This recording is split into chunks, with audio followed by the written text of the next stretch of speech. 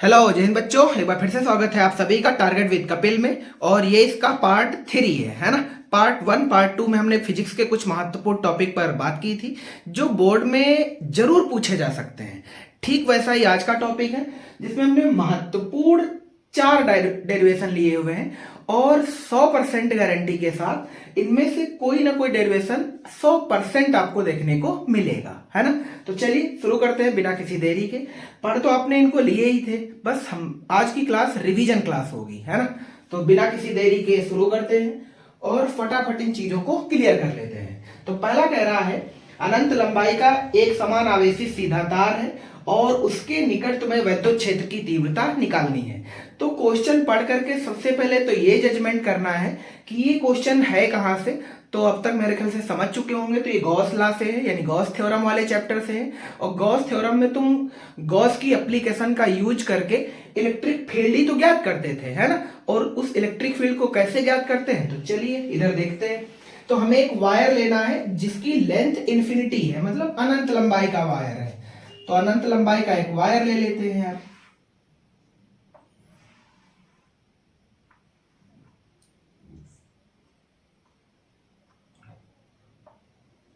है ना।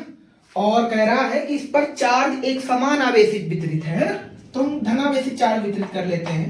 धनावेशित जनरली हम इसलिए वितरित करते हैं क्योंकि इसकी वजह से जो इलेक्ट्रिक फील्ड रहता है उसका डायरेक्शन बाहर की तरफ होता है, यानी आउटवर्ड नॉर्मल रहता है, इसलिए, है ना। तो हमने एक वायर लिया जिसकी लंबाई इनफाइनाइट है, इस पर एक जो चार्ज है वो एक समान वितरित है। इसका मतलब इसकी जो डेंसिटी होगी वो लीनियर डेंसिटी होगी, मतलब रेखीय आवेश घनत्व होगा। और याद होगा आपको, वायर में जो वितरित चार्ज होता है वो लीनियर डेंसिटी के रूप में होता है और उसको हम लेमडा से डिनोट करते हैं। किससे लिखते हैं? लेमडा से। तो इस पर जो चार्ज है उसकी डेंसिटी का जो फार्मूला है वो लेमडा बराबर क्यू अपान एल है। कोई दिक्कत की बात नहीं है, ठीक। अब आपको इस वायर की वजह से इलेक्ट्रिक फील्ड ज्ञात करना है। तो तुम्हें याद होगा गॉस थ्योरम में सबसे पहले जब भी किसी एप्लीकेशन की वजह से हम इलेक्ट्रिक फील्ड फाइंड करते हैं तो वहां पर एक गॉसियन पृष्ठ खींचा जाता है। एक्चुअल में सिमेट्रिक पृष्ठ होता है। कैसा पृष्ठ होता है? सिमेट्री, यानी जिस टाइप का चालक है उसी टाइप का आपको एक पृष्ठ खींचना पड़ता है। अब चूंकि वायर है, वायर का शेप लगभग कैसा है? बेलन के जैसा है। इसका मतलब कंफर्म है यहां पर जो सरफेस लिया जाएगा वो भी बेलनाकार ही होगा, है ना। तो इसके लिए हम क्या करते हैं कि इस वायर से आर दूरी पर, इस वायर से आर दूरी पर एक बिंदु P मान लेते हैं और इस पॉइंट P पर हमें इस वायर की वजह से इलेक्ट्रिक फील्ड फाइंड करना है। तो चूंकि गॉस थ्योरम यूज कर रहे हैं तो गॉसियन पृष्ठ बनाना जरूरी होगा जो कि काल्पनिक पृष्ठ होता है और ये उस पॉइंट से गुजरता है जहां पर इलेक्ट्रिक फील्ड ज्ञात करना होता है। तो हम यहीं से गुजरता हुआ एक पृष्ठ खींच लेते हैं और सेम इतनी दूरी पर इधर भी खींच लेते हैं, है ना, क्योंकि दोनों साइड होगा।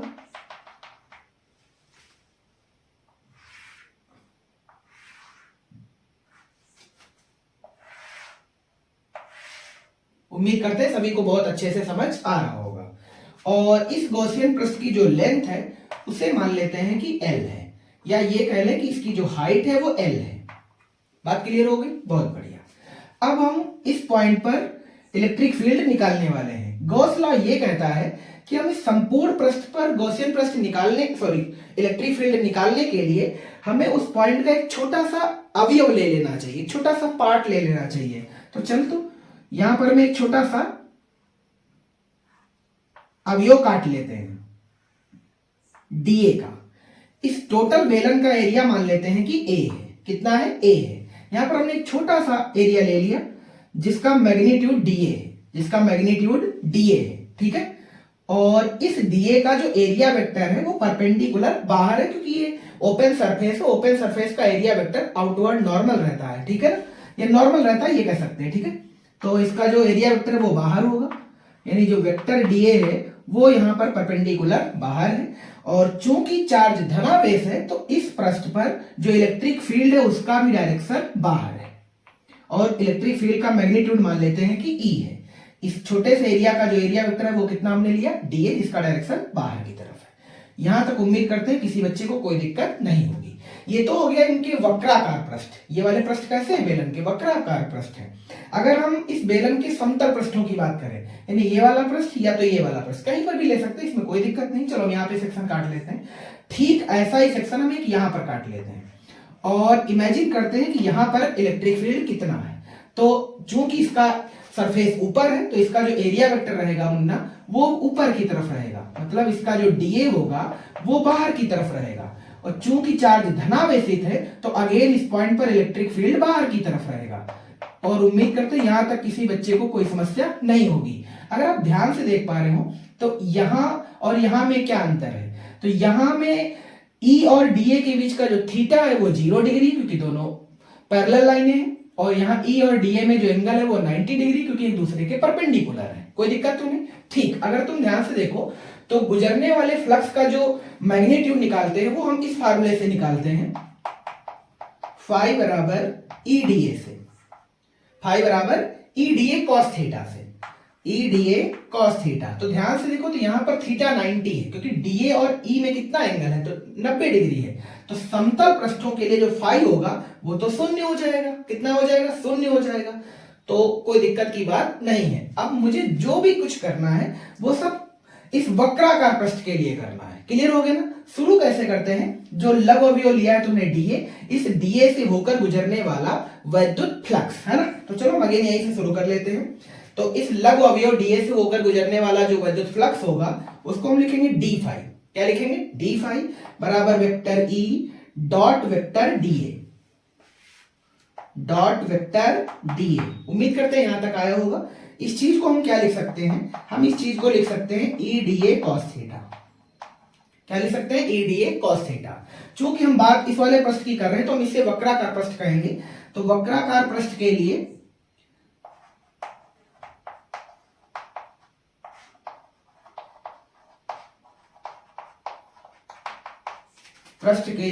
जो थीटा है वो बोलो कितना है? वो 0 डिग्री है। वो कितने डिग्री है? 0 डिग्री है। तब अब यहां से देखते हैं। तब अब बताओ हम डी फाई क्या लिखें? हम लिखेंगे डी फाई बराबर कॉस 0 का मान 1 होता है। कॉस 0 का मान 1 होता है तो हम इसे लिखेंगे ई डीए। क्या लिखेंगे? ई डीए। उम्मीद करते हैं यहां तक दिक्कत नहीं होगी। अब चूंकि मुझे सिर्फ इतने से ही नहीं निकालना है, हमें तो ये जो पूरा इसका वक्र पृष्ठ है उस टोटल से गुजरने वाला फ्लक्स निकालेंगे, है ना। तो यहां लिखेंगे संपूर्ण वक्र पृष्ठ से होकर गुजरने वाला वैद्युत फ्लक्स, यानी हमें फाई निकालना है। क्या निकालना है? फाई, है ना। तो हम इसका कर देंगे समाकलन। क्या कर देंगे? समाकलन। तो पृष्ठीय समाकलन करेंगे क्लोज पृष्ठ का, डी फाई बराबर ई, और चूंकि ई कांस्टेंट है हर जगह के लिए तो हम केवल समाकलन किसका करेंगे? डीए का। तो डीए यहां ए लिख देते हैं। कोई दिक्कत तो नहीं? बहुत बढ़िया। इस डीए का मतलब है इस टोटल वक्र पृष्ठ का एरिया। आपको पढ़ा होगा मैथ में कि जो बेलन का वक्र पृष्ठ का या वक्र पृष्ठ क्षेत्रफल होता है वो ये होता है 2 पाई आर इंटू में हाइट, इंटू में हाइट। और यहां पर हाइट बेलन की कितनी है? एल है। इसका मतलब 2 पाई आर एल लिखेंगे। कोई दिक्कत तो नहीं? बहुत बढ़िया। अब हम dx को x लिखते हैं, है ना।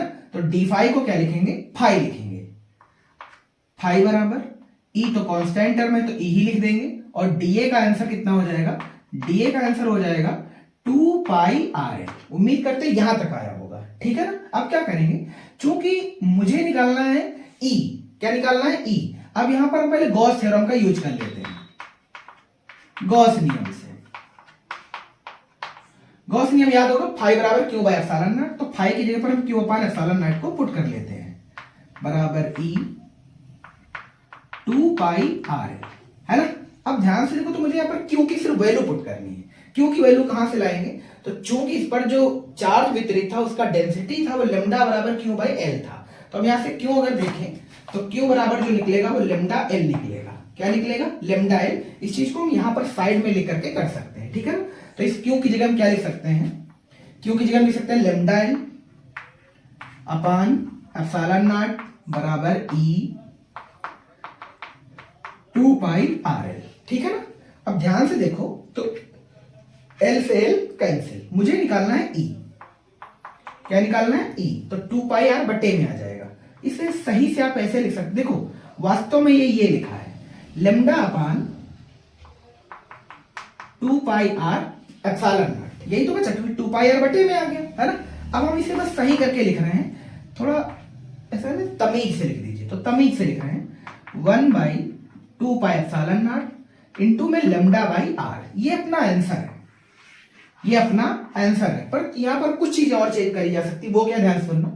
आपको याद हो तो कूलॉम्स लॉ वाले में तुमने 1/2π एप्सिलॉन नॉट जैसी कोई वैल्यू नहीं पढ़ी थी, आपने इसे 1/4π एप्सिलॉन नॉट पढ़ा था, क्योंकि इसका एक कांस्टेंट वैल्यू होता है 9 × 10⁹। क्लियर हो गया ना। तो आप इसे चाहो तो चेंज भी कर सकते हो। क्या लिख सकते हो आप ये लिख सकते हो 1/4π एप्सिलॉन नॉट, चूंकि हमने 2 से नीचे गुणा करा लिया है, या ये कह लें इसमें 2 से भाग कर रहे हैं और 2 से ही गुणा कर देंगे तो वैल्यू बदल जाएगी दूसरे रूप में, पर इसके मैग्नीट्यूड पर रियल पर कोई प्रभाव नहीं पड़ेगा। तो हम इसे लिख सकते हैं 2 लेमडा बाई आर। ठीक है ना। ये ऐसे भी आपको लिखा मिलेगा। चूंकि इलेक्ट्रिक फील्ड है तो इसका जो मात्रक रहेगा वो न्यूटन बटे कूलॉम रहेगा, या फिर वोल्ट प्रति मीटर कह सकते हैं। इसकी जो विभव होगी वो आप यहीं से निकाल सकते हैं। न्यूटन की होती है mlt-2 बटे में कूलॉम की होती है 80। तो आप इस चीज को ऊपर ले जाएंगे तो ये आंसर हो जाएगा mlt-3 और a-1। ये कहानी है ई के लिए, कोई दिक्कत तो नहीं। बहुत अच्छे, उम्मीद करते हैं सभी बच्चों को आया होगा, समझ में आया सभी को। अब चाहो तो इसका आप ग्राफी भी रूप देख सकते हो। इसे इरेज करते हैं और इसका ग्राफ वर्जन भी दिखा देते हैं आपको, है ना। यानी ई का आर के साथ कैसा रिलेशन है। तो ध्यान से देखो तो रिवर्सिबल है, मतलब व्युत्क्रमानुपात है। कैसा अनुपात है? व्युत्क्रमानुपात है ना। तो चलो देखते हैं फिर। अब ध्यान से देखेंगे तो ये वाला पूरा टर्म कांस्टेंट है, तो हम कह सकते हैं कि जो ई है वो इनवर्सली प्रोपोर्शनल है आर के। किसके? आर के, है ना। यानी जो इलेक्ट्रिक फील्ड है वो आर के अनुपात में घट रहा है, यानी जब आर बढ़ेगा तो ई घटेगा, ई घटेगा तो आर बढ़ेगा, है ना। इसका क्या मतलब है? तो ग्राफ देख लीजिए इसका कैसा बनेगा। यानी ई और आर में रिलेशन के लिए ग्राफ है ये। हम इधर लाइन ई के लिए मान लेते हैं, ये वाली लाइन आर के लिए है ना। जब ये चीज बढ़ रही है तो ये वाली चीज घट रही है, समझ में आ गया ना। यानी ये वाली लाइन जब ऊपर की तरफ बढ़ रही है तो ये वाली लाइन घट रही है, या ये कह लें जब ये लाइन घट रही है तो ये लाइन बढ़ रही है। ठीक है ना। तो ये ग्राफी निरूपण है। आप ये भी चीज पेपर में दिखा सकते हैं अच्छा इंपैक्ट डालने के लिए। यानी आप जब ऐसा करेंगे तो एग्जामिनर आपका 54% यानी 25% भी नंबर नहीं काटने वाला, यानी पूरे में पूरे देगा। और ये 3 नंबर का डेरिवेशन है। अगर इसके साथ मान लीजिए गॉस लॉ को भी मेंशन कर देता है, जो कि हमने पहले डिवीजन क्लास करा दी है हमने, तो अगर गॉस लॉ भी मेंशन करेगा तो इसके कंप्लीट नंबर आपको 5 देगा। या फिर इसके साथ एक छोटा मोटा न्यूमेरिकल भी ऐड कर सकता है, हो सकता है वो इसी फॉर्मूले का न्यूमेरिकल भी हो। इसलिए इन चीजों को भी पढ़कर जाइएगा। जहां लेमडा क्या है? रेखीय आवेश घनत्व है। आर क्या है? आर वो डिस्टेंस है जहां पर तुमने इलेक्ट्रिक फील्ड निकाला है। ठीक है। अब बात करते हैं अगले क्वेश्चन पर, जो कि नीचे लिखा हुआ है, इसे इरेज करते हैं। ठीक है।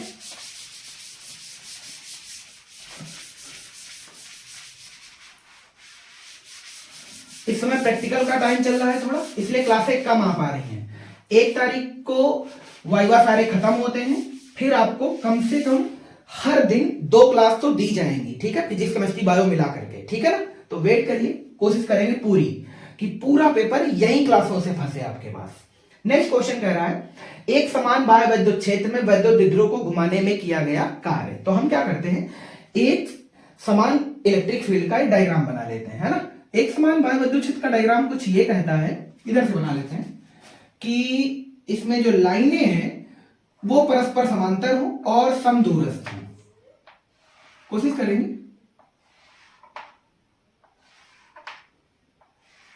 ठीक है ना। ये वेक्टर ई है और ये यूनिफॉर्म वेक्टर, ठीक है। यूनिफॉर्म इलेक्ट्रिक फील्ड है, मतलब एक समान विद्युत क्षेत्र है और बाहर की तरफ मेंशन है। और एक समान ये ऐसे भी है क्योंकि सभी लाइनें समांतर हैं और इनके बीच का गैप समान है। ठीक है ना। इसको हम समांतर इलेक्ट्रिक फील्ड के नाम से समझते हैं। इसमें हम कोई विद्युत द्विध्रुव रखने वाले हैं। विद्युत द्विध्रुव के बारे में अगर सबने पढ़ रखा हो, 2 बराबर परंतु विपरीत प्रकार के चार्ज होते हैं, वो उपकरण ही क्या कहलाता है, या वो सिस्टम ही क्या कहलाता है, इलेक्ट्रिक डाइपोल कहलाता है। तो इसमें द्विध्रुव रख लेते हैं।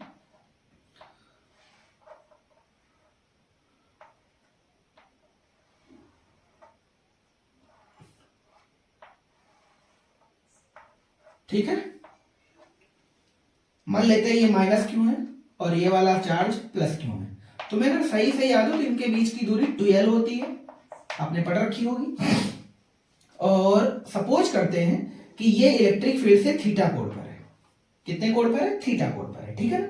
और इसकी जो लंबवत दूरी है वो 12 साइन थीटा है। ये वाली जो डिस्टेंस है, ये लंबवत वाली, ये वाली वैल्यू 12 साइन थीटा है, ठीक है। अब अगर तुम्हें याद हो थोड़ा बहुत, तो धनावेश पर जो फोर्स लगता है वो ऑलवेज इलेक्ट्रिक फील्ड की दिशा में लगता है। इलेक्ट्रिक फील्ड उधर वर्क कर रहा है, इसका मतलब इस पर जो फोर्स लग रहा है वो इधर की तरफ लग रहा है। चूंकि दोनों के मैग्नीट्यूड सेम होते हैं तो जो फोर्स लगेगा उनकी ताकत भी बराबर होगी। तो इधर का फोर्स F है और इधर वाले को F' भी मान सकते हैं, इसमें कोई बुराई नहीं है। ये रही इन बलों की क्रिया रेखा। इस अक्ष पर जो दो फोर्स लग रहे हैं वो अपोजिट डायरेक्शन में लग रहे हैं, पर उनकी एक्सिस सेम है, यानी एक ही लाइन पर दो फोर्स हैं अपोजिट डायरेक्शन में। क्लियर हो गया ना। और ये काम क्या करना चाहते हैं? द्विध्रुव को अलाइन करना चाहते हैं, यानी वैद्युत द्विध्रुव को इलेक्ट्रिक फील्ड की दिशा में लाने की कोशिश करते हैं, ठीक है ना। अब क्वेश्चन ये कह रहा है कि इसको घुमाने में कितना कार्य किया जाएगा, यानी अगर हम इसको घुमाना चाहें तो कार्य का जो मैग्नीट्यूड होगा वो कितना होगा। चूंकि कार्य का दिश राशि तो हमें डायरेक्शन से कोई लेना देना नहीं है, ठीक है ना। तो इसके लिए क्या करते हैं, सबसे पहले मुझे इसका आघूर्ण आना चाहिए। तो आपको याद होगा, तुमने पढ़ा था प्रत्यानयन बलयुग्म आघूर्ण, तो उसका भी एक डेरिवेशन है अलग से, टाउ बराबर पी साइन थीटा, जो कि प्रूव भी कराया जाता है पहले चैप्टर में, ठीक है ना। तो यहां पर हम जानते हैं, ये चीज आप एज इट पेपर में लिखेंगे। क्या जानते हैं? जो टाउ है उसकी जो वैल्यू है वो ये है, टाउ बराबर पी साइन थीटा, टाउ बराबर पी साइन थीटा। मुझे टाउ से यहाँ पर सिर्फ इतना मतलब है क्योंकि फोर्स को रिप्रेजेंट कर रहे हैं, यहाँ पर बल नहीं लग रहा है, एक्चुअल में बल का एक जोड़ा लग रहा है, बल युग्म लग रहा है, क्योंकि एक बल उधर लग रहा है, एक बल युग्म इधर लग रहा है, तो इसे हम कपल ऑफ फोर्स बोलेंगे, बल युग्म बोलेंगे, ठीक है। और इसका जो मैग्नीट्यूड होता है वो पी साइन थीटा होता है। अब अगर हम कुछ घुमाएंगे तो घुमाने में कार्य करना पड़ेगा, तो जो कार्य करना पड़ेगा वो इसी बल के विरुद्ध ही तो करना पड़ेगा। तो हम लिखेंगे द्विध्रुव को, मतलब वैद्युत द्विध्रुव को, वैद्युत द्विध्रुव को अपनी स्थिति से, यानी जिस स्थिति में वो पड़ा हुआ है, अपनी स्थिति से डी थीटा, मतलब बहुत छोटा कोण पे घुमाना, मतलब बहुत छोटे कोण पर पहले घुमा रहे हैं हम लोग, डी थीटा कोण घुमाने में किया गया कार्य। अब कार्य का फॉर्मूला हम सभी जानते हैं, बल गुणे विस्थापन। कार्य यहां पर चूंकि बहुत कम घुमा रहे हैं तो कार्य भी तो बहुत छोटा प्राप्त होगा ना, तो इसे लिखेंगे डी डब्ल्यू। क्या लिखेंगे? डी डब्ल्यू बराबर बल गुणे विस्थापन। बल यहां पर कितना है? टाउ। कितना है? टाउ। और विस्थापन कितना है? D theta. तो हम इसे लिखेंगे डी डब्ल्यू बराबर टाउ डॉट डी थीटा। कोई दिक्कत तो नहीं, ये भी वेक्टर है, ये भी वेक्टर, और ये स्केलर क्वांटिटी, इसलिए हम यहाँ पर डॉट लगा के देखेंगे, ठीक है ना। तो डी डब्ल्यू बराबर टाउ डॉट डी थीटा, ठीक है ना। अब क्या करेंगे, हम यहाँ पर वैल्यू पुट कर लेंगे। तो हम बताओ डी डब्ल्यू बराबर क्या लिखेंगे, ये लाइन वगैरह नहीं डालनी है आपको। तो डी डब्ल्यू बराबर बोलो क्या लिखेंगे, टाउ की वैल्यू पुट कर देंगे, P sine theta into D theta. Clear हो गया ना। अब ध्यान से देखेंगे,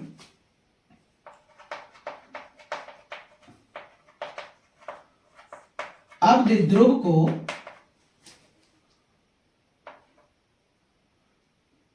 जीरो डिग्री से थीटा कोण घुमाने में किया गया कार्य, यानी उसको हमने मान लिया वो 0 डिग्री पर है और उसको हम घुमा रहे कितने कोण तक? थीटा कोण पर। ये वही थीटा है जो न्यूमेरिकल में बोला जाता है 60 डिग्री, 45 डिग्री, 90 डिग्री, 180 डिग्री, जो भी वैल्यू है। थीटा कोण घुमाने में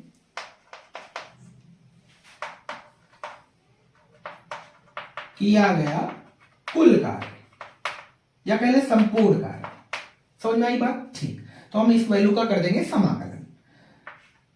तो डी डब्ल्यू बराबर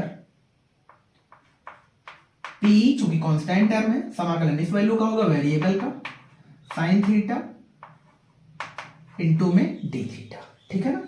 अब बोलो साइन थीटा डी थीटा का समाकलन क्या होता है? तो होता है माइनस का कॉस थीटा। लिमिट बोल 0 से थीटा, ठीक है ना। तो क्या लिखे इसे बोलो, माइनस का कॉस थीटा, लिमिट है 0 से थीटा, ठीक है ना। इस dx को हम x लिखते हैं तो dw को w लिख देंगे, इसमें कोई बुराई नहीं है, ठीक है। w बराबर, इस माइनस को बाहर ले लेते हैं तो ये हो जाएगा माइनस का p। अब ध्यान से देखो तो एक बार थीटा की जगह पर थीटा और माइनस में, अरे upper limit minus lower limit, ठीक है ना। तो एक बार थीटा की जगह थीटा लिख लेते हैं, cos theta minus lower limit, lower limit कितनी है कॉस 0। समझ में आ गया ना, बहुत अच्छे। अब ध्यान से देखो तो कॉस 0 की वैल्यू 1 होती है, कॉस 0 की वैल्यू 1 होती है ना। तो इस माइनस को आप चाहो तो अंदर बुरा भी करा सकते हो, या फिर एक चाहो तो स्टेप और बना सकते हो, जैसे minus P cos theta minus का 1, ठीक है ना। आप इसे लिख सकते हो पीई, और ये माइनस अंदर गुणा करेगा तो ये माइनस हो जाएगा, और ये माइनस अंदर यहां गुणा करेगा तो ये प्लस हो जाएगा। मतलब हम इसे लिख सकते हैं 1 माइनस कॉस थीटा। ये वैल्यू आ गई डब्ल्यू, उम्मीद करते हैं सभी को आया होगा, ठीक है ना। W P 1 minus cos theta, और इसका यूनिट क्या होता है जूल, और इसकी जो विमा होती है वो होती है ml स्क्वायर टी माइनस, ठीक है ना। ये कैसे निकाला जाता है उसके वीडियो हैं, उन सभी वीडियोस की जो लिंक है वो आपको वीडियो में मिल जाएगी, आप आराम से देख सकते हैं, वरना चैनल पे जाएंगे तो पूरी प्लेलिस्ट बनी पड़ी है, आप इजीली देख सकते हैं, ठीक है ना, क्योंकि अब ये चीजें पढ़ाने का टाइम नहीं है। अब यहाँ पर क्या कर सकते हैं, आप वेरिएशन क्रिएट कर सकते हैं। जैसे मान लेते हैं एक स्थिति है जब थीटा 90 डिग्री है, यानी हमने इसको कितना घुमाया 0 से 90 पर, जब 0 से 90 घुमाया तो cos 90 की वैल्यू 0 होती है। अब 1 से 0 घटाएंगे तो 0 ही रहेगा, तो जो W की वैल्यू होगी वो PE हो जाएगी। कितनी हो जाएगी PE, है ना, मैक्सिमम वर्क प्राप्त होगा आपको। और पॉइंट नंबर 2, मान लेते हैं जब थीटा 180, यानी हमने वैद्युत विद्रोह को उसकी साम्य अवस्था से 180 डिग्री घुमा दिया, 180 डिग्री घुमाया तो cos 180 की वैल्यू -1 होती है, इसकी वैल्यू -1 रखेंगे और ये माइनस अंदर गुणा करेगा तो ये +1 हो जाएगा, तो +1 ये +1 ये प्लस का 2 हो जाएगा, 2 PE से गुणा करेगा तो जो W होगा बाबू वो 2 PE हो जाएगा।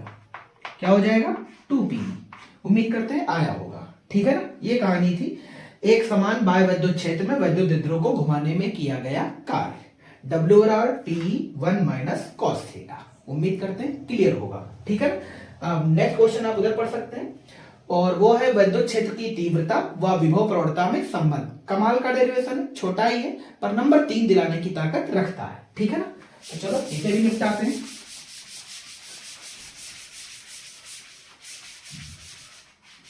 अब ठंडी भी कम है, आपको रेगुलर क्लास जरूर मिलेगी, ठीक है। कह रहा है विद्युत क्षेत्र की तीव्रता व प्रवणता में संबंध, है ना। तो सबसे पहले विद्युत जो विभव प्रवणता, इस चीज को पहले समझ लेते हैं, ठीक है। इसके लिए हम करेंगे क्या, हम एक चार्ज ले लेते हैं, सपोज करा एक चार्ज है प्लस क्यू जो पॉइंट O पर रिप्रेजेंट है, यानी एक ये बिंदु आवेश है, और यहां से मान लेते हैं एक पॉइंट है A, है ना, यानी एक पॉइंट है O जहां पर एक बिंदु चार्ज स्थित है जिसका मैग्नीट्यूड प्लस क्यू है। अब चूंकि ये प्लस क्यू है तो जाहिर सी बात है जो इलेक्ट्रिक फील्ड होगा वो बाहर की तरफ होगा। समझ में आ गया ना, क्योंकि प्लस की वजह से इलेक्ट्रिक फील्ड बाहर होता है, माइनस की वजह से अंदर होता है। तो ये हो गया पॉइंट A, ठीक है। अब आपको इतना तो याद होगा कि आप चार्ज के अगर निकट रहेंगे तो जो पोटेंशियल होता है वो मैक्सिमम रहता है, चार्ज से दूर चलते जाएंगे तो जो पोटेंशियल है वो डाउन होता चलता है। मतलब यहां से अगर हम कहें ये वाली दूरी x है, पॉइंट O से पॉइंट A के बीच की दूरी x है, ठीक है ना। और यहीं पे थोड़ी दूर पे जाकर के एक पॉइंट हम और ले लेते हैं पॉइंट B, और A से ये वाली दूरी मान लेते हैं डेल्टा x हमने बढ़ा दी। कितनी बढ़ा दी, डेल्टा x, यानी पॉइंट O की वजह से पॉइंट A पर विभव का मैग्नीट्यूड कुछ तो रहा होगा। सपोज करते हैं वो विभव V था, क्या था, V था। यहां पर चलो हम विभव प्रवणता को पहले डिस्कस कर लेते हैं। A पर विभव VA कितना था, या VA ना लिखो V लिख लो, कोई दिक्कत तो नहीं। A पर विभव V, और ध्यान से एक चीज और नोटिस करना है, O से x दूरी पर पॉइंट ये है ना, और जो पॉइंट B है वो x प्लस डेल्टा x दूरी पर है, और B पर विभव V माइनस डेल्टा V है ना। तब अब विभव प्रवणता की तुमने परिभाषा पढ़ रखी होगी, ध्यान से देखो इस डायग्राम को भी देख करके, क्या ये विद्युत क्षेत्र की दिशा है, तो आप कहेंगे बिल्कुल है, क्योंकि विद्युत क्षेत्र बाहर की तरफ है। विद्युत क्षेत्र बाहर है, ध्यान से देखो तो यहां का विभव V है, ठीक है ना। और पॉइंट V का जो विभव है वो V से डेल्टा V डाउन हो गया, यानी इन दोनों के बीच का जो पोटेंशियल डिफरेंस है वो डेल्टा V है। तो डेल्टा V की कमी आ गई है ना। तो जैसे जैसे दूरी बढ़ रही है, यानी विद्युत क्षेत्र की दिशा में दूरी परिवर्तन के साथ, यानी दूरी बढ़ने या घटने कोई भी है, दूरी परिवर्तन के साथ हमने देखा कि विभव में भी चेंज आ गया। विभव परिवर्तन की दर को ही विभव प्रवणता कहते हैं, यानी विभव प्रवणता बराबर विभव परिवर्तन अपान दूरी परिवर्तन, है ना। और विभव परिवर्तन कितना हुआ है, डेल्टा V, और दूरी परिवर्तन कितना है, डेल्टा x। बस ये विभव प्रवणता की परिभाषा है, यानी विद्युत क्षेत्र की दिशा में दूरी परिवर्तन के साथ विभव परिवर्तन की दर को ही विभव प्रवणता कहते हैं। इसका मात्रक वोल्ट, इस चूंकि दूरी है तो मात्रक मीटर, वोल्ट प्रति मीटर, ठीक है। और तुमने एक चीज पढ़ रखी होगी कि इलेक्ट्रिक फील्ड का एक मात्रक वोल्ट प्रति मीटर भी होता है, वो यहीं से आता है। ऐसा क्यों, क्योंकि विद्युत क्षेत्र की तीव्रता का जो विभव प्रवणता से संबंध होता है वो यही होता है, E बराबर माइनस का डेल्टा V अपान डेल्टा x। और वही चीज हम प्रूफ करने वाले हैं, ठीक है। वो चीज प्रूफ करने के लिए डायग्राम बनाना आवश्यक होता है, इसलिए इस चीज को भी हमने बता दिया है। पर जो बताया है वो इस संबंध से इसका कोई लेना देना नहीं है, ठीक है ना।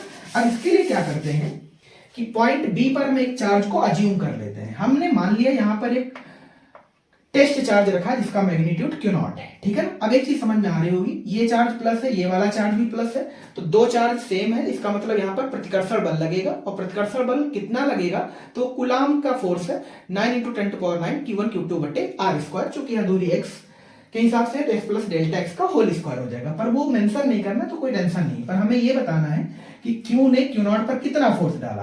तो Q ने Q0 पर फोर्स कितना डाला वो तो बात की बात है, पर डायरेक्शन किधर है, चूंकि दोनों समान आवेश है तो प्रतिकर्षण लगेगा और इस फोर्स का मैग्नीट्यूड F होगा, ठीक है ना। और ध्यान से अगर आप देख पा रहे हो तो ये x लाइन में वर्क कर रहा है, यानी x अक्ष में काम कर रहा है, ठीक है ना। ये बहुत अच्छे।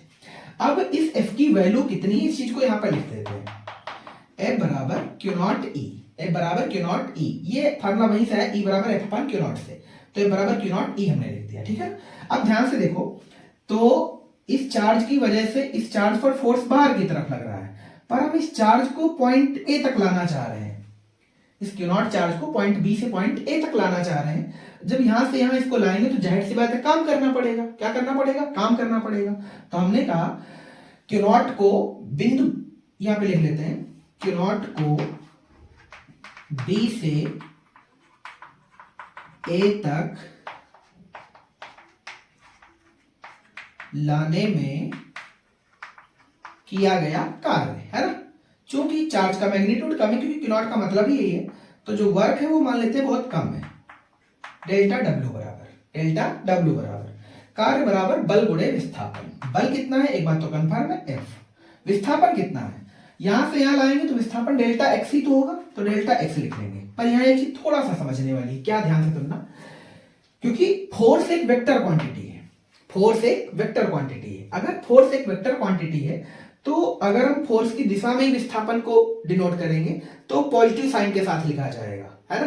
पर हमने इस चार्ज को इस फोर्स के अगेंस्ट अंदर ला रहे हैं, है ना, या लाना है पहले, तो हम विस्थापन के अगेंस्ट हैं, यानी रियल में इसका विस्थापन इधर हो रहा है एक्स लाइन में, पर हमें निगेटिव एक्स में चलना है। तो ध्यान से देखो, तो इस डेल्टा एक्स को डेल्टा एक्स लिखने की बजाय आप इसे माइनस का डेल्टा एक्स लिखेंगे, है ना। इससे ये चीज तो हो जाएगी, जो कार्य हो रहा है वो बल के अगेंस्ट किया जा रहा है।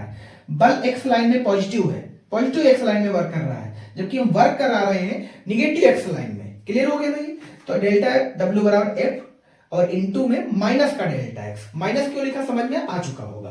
अब F की वैल्यू डिनोट कर दीजिए, F की वैल्यू Q0E है, Q0E, और ये माइनस का डेल्टा एक्स है, ठीक है ना। अब ध्यान से देखो, तो हम इसे ये लिख सकते हैं, डेल्टा W को यही लिखा रहने दीजिए, और यहां से Q0 इसके बटे में ले आइए, तो एक आपको नई चीज दिख जाएगी। आपको याद हो तो ये विभव है, क्या है ये, विभव, है ना।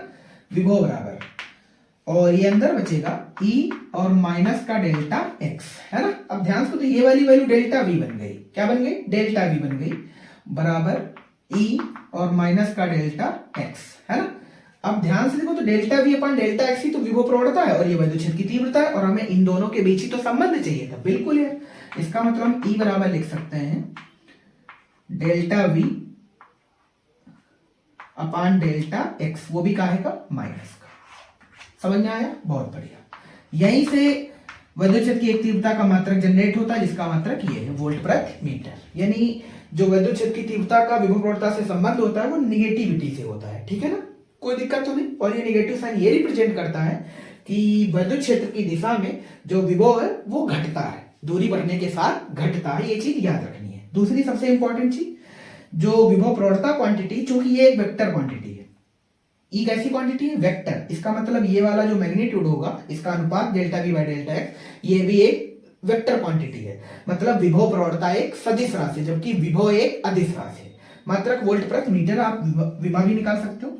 विमा निकालने के लिए आप इसे वोल्ट यूनिट को जूल बटे गुलाम लिख सकते हो। जूल की विमा ml स्क्वायर t माइनस 2 होती है, गुलाम की 80 होती है और मीटर की ऑलरेडी l होती है। ठीक है ना, तो l से ये वाली घात कैंसिल आउट हो जाएगी तो आ जाएगा mlt माइनस का 3 a माइनस का 1। और उम्मीद करते हैं ये आप पीछे भी अभी हमने निकाला था, आशा करते हैं यही निकली होगी, और ना निकली तो एक बार थोड़ा सा देख लेना। अब थोड़ा जल्दी है तो हम इसे इरेज कर रहे हैं। ठीक है ना, अब बारी है लास्ट डेरिवेशन की, समांतर प्लेट संधारित्र की धारिता। संधारित्र वाले चैप्टर में सबसे मोस्ट इंपॉर्टेंट डेरिवेशन ये है, C बराबर epsilon not a by D या k epsilon not a by D बोल सकते हैं। ठीक है ना, तो चलिए इसे भी निपटाते हैं।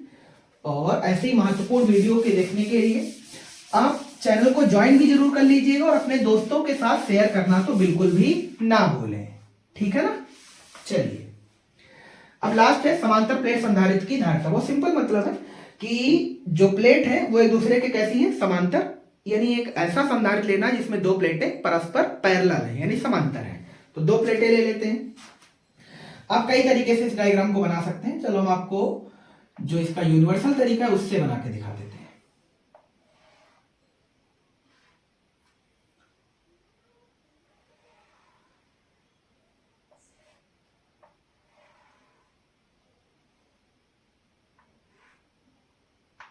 ये वाला ठीक है, ये दो प्लेटें और एक दूसरे के पैरेलल है, ये साइज में भी सेम है, बस बन नहीं पाया साइज का सेम। चलो अच्छा कोशिश कर लेते हैं एक बार और।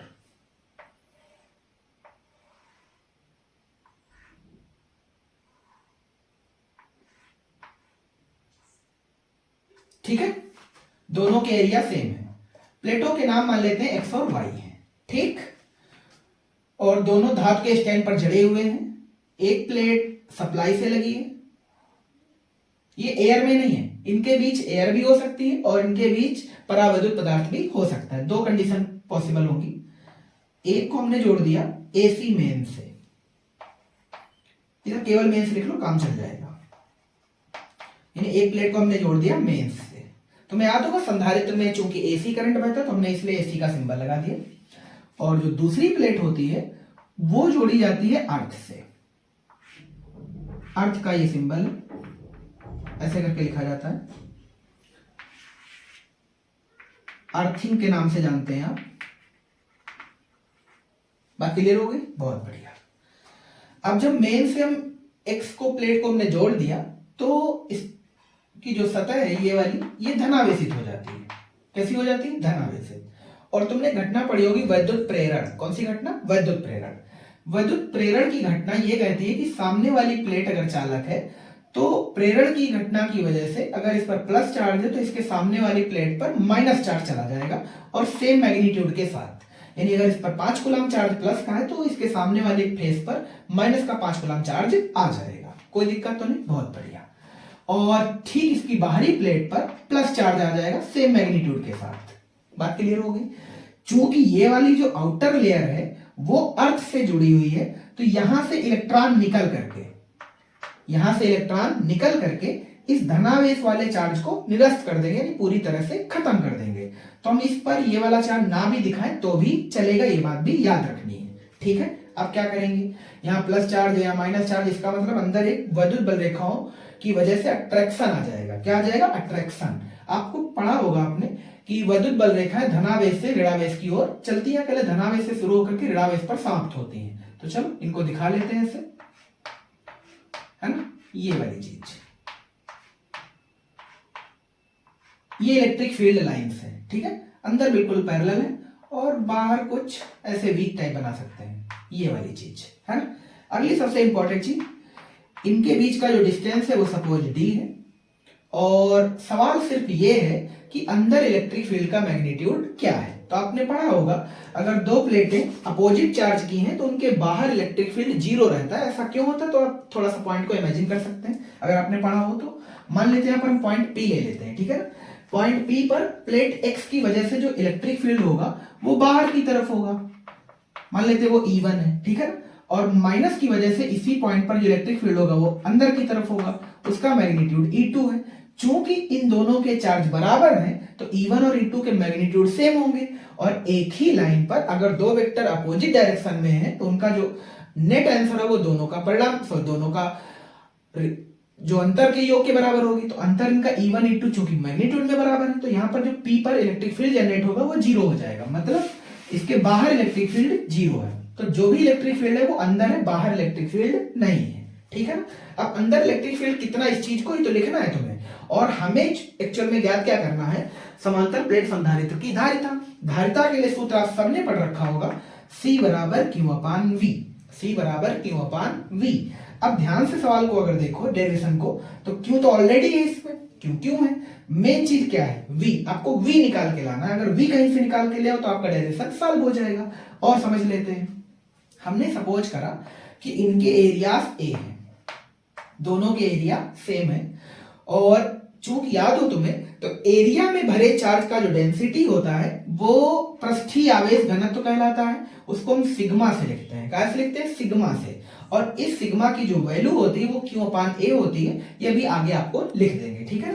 तो मुझे C बराबर Q/V एक फंडामेंटल फार्मूला पता है संधारित्र की धारिता निकालने का, और उसी में हम V की अगर वैल्यू निकाल करके रख दे तो अपना डेरिवेशन का काम हो जाएगा। इसे हमने समीकरण 1 बना लिया, ठीक है ना। अब ध्यान से देखो, तो इन दोनों प्लेटों के कारण जो अंदर इलेक्ट्रिक फील्ड है वो कितना है, इसको लिखने के लिए एक तरीका और है।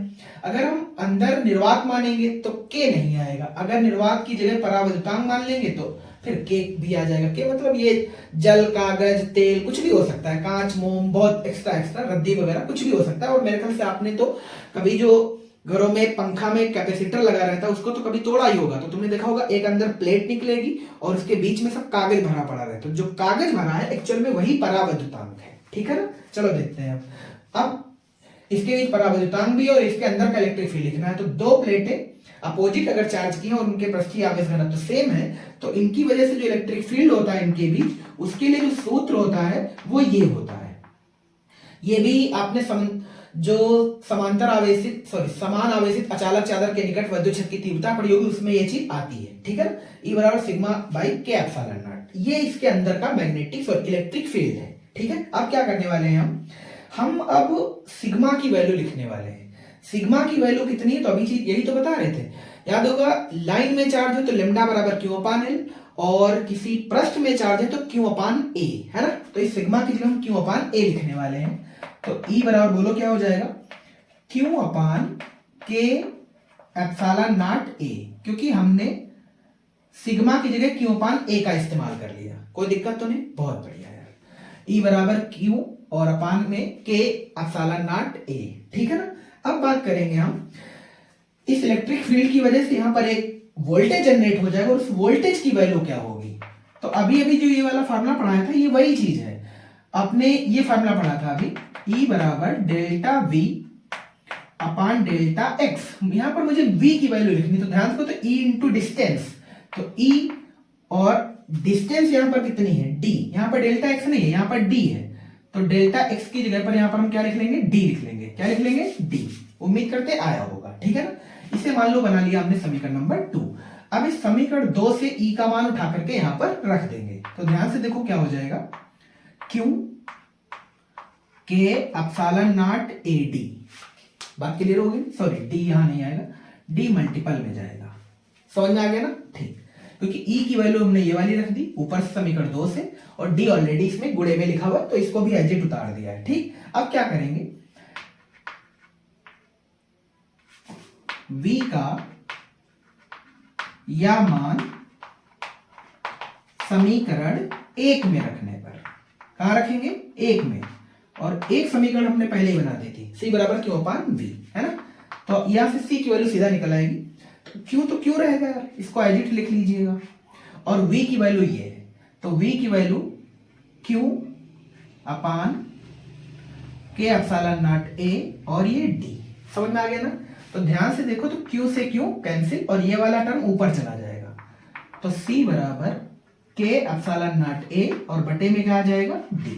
उम्मीद करते हैं सभी बच्चों को आया होगा।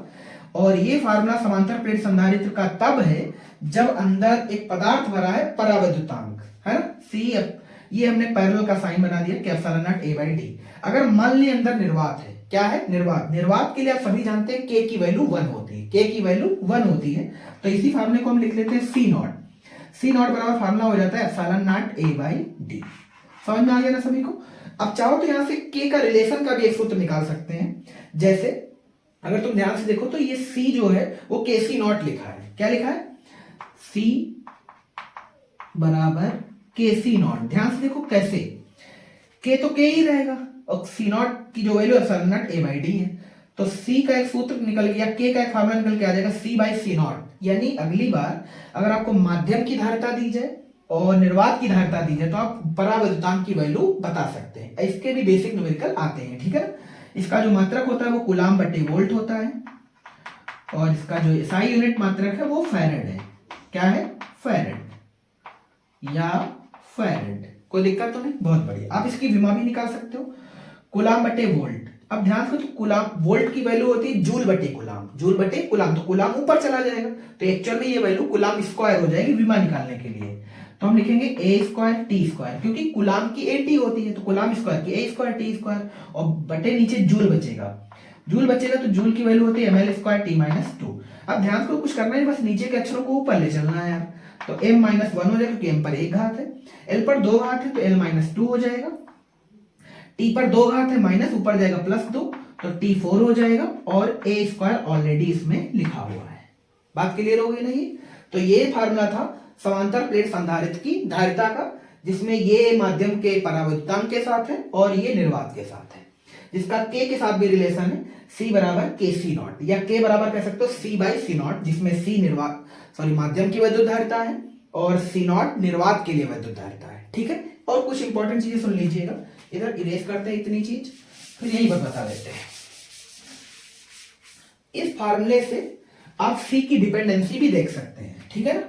तो जो C है इसके लिए फार्मूला ये है कि epsilon not A by D, है ना। C एक्चुअल में इन्हीं पर डिपेंड करता है, यानी C directly proportional to K, C directly proportional to A, C inversely proportional to D। उम्मीद करते हैं 3 लाइनें आप हमेशा के लिए याद रखेंगे, यानी जो समांतर प्लेट संधारित्र की धारिता होती है वो परावैद्युतांक के समानुपाती होती है, यानी अगर आप उच्च परावैद्युतांक वाला पदार्थ भरते हैं तो आपको कैपेसिटेंस ज्यादा प्राप्त होगी। C directly proportional to A, यानी आप जितने ऐसी प्लेट लेंगे जिनका एरिया ज्यादा होगा तो उसका भी कैपेसिटेंस मैक्सिमम होगा, यानी ऐसा प्लेटें यूज कीजिए, ऐसी प्लेटें यूज करिए जिनका एरिया ज्यादा है, अगर एरिया ज्यादा है तो कैपेसिटेंस भी ज्यादा रहेगी, ये ठीक है। यानी एरिया बढ़ाने पर कैपेसिटेंस बढ़ता है, ये सबसे इंपॉर्टेंट चीज है, क्योंकि इसके न्यूमेरिकल भी आते हैं, क्योंकि कई बार न्यूमेरिकल में हमने देखा है बोर्ड में आता है कि डिस्टेंस आधी कर देंगे तो फिर क्या होगा, है ना। इस चीज को समझिए आप, तो डिस्टेंस अगर आधी करेगा तो कैपेसिटेंस दोगुनी हो जाएगी, कैपेसिटेंस दोगुनी हो जाएगी, ठीक है। इसके कुछ रिलेशन के सूत्र भी बता देते हैं आपको, इसको देख लीजिए एक बार थोड़ा सा।